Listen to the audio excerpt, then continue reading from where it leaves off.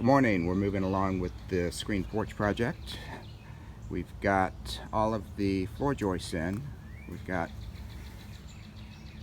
2x8 floor joists spanning those beams that are on the sides and in the middle.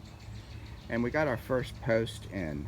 This is a glue lam post, a glue lam 4x6, and we'll have one of these here and one sitting on top of that door header, and those will connect to the ridge beam.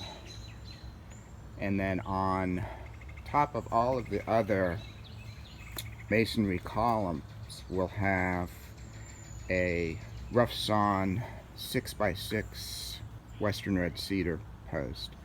So we started working on this one, got that cut to fit into the corner there.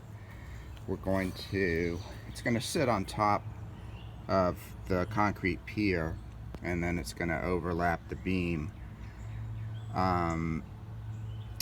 with about a little less than a ½ inch gap on the outside, and that way when we put the trim on the outside, that will be flush with the 2x10 beam.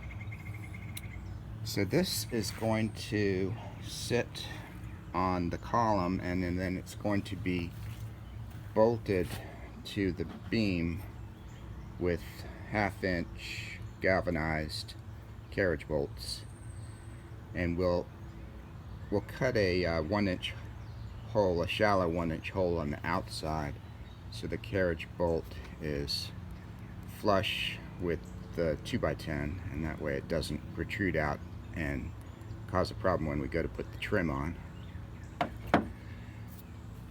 The cedar is primed with latex primer. We used oil-based for all of the exterior roof trim, and it's probably a little bit better, but it's very expensive and takes forever to dry.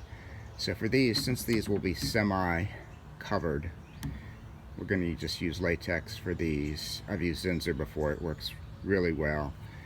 And in addition to the 1 gallon and the 5 gallon buckets, you can get it in a spray can too, so that's great for touch-ups.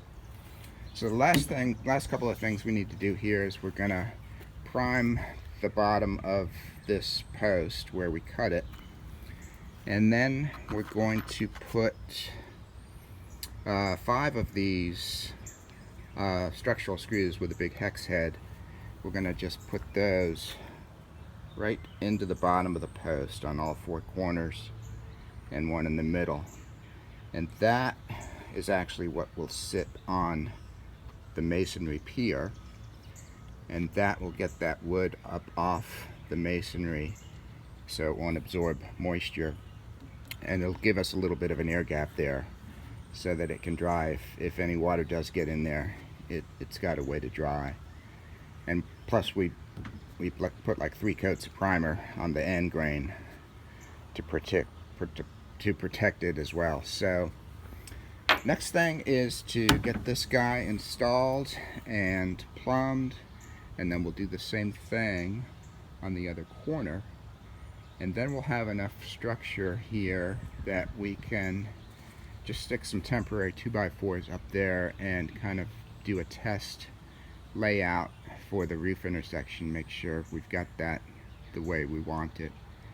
So that will be next. See you in a bit.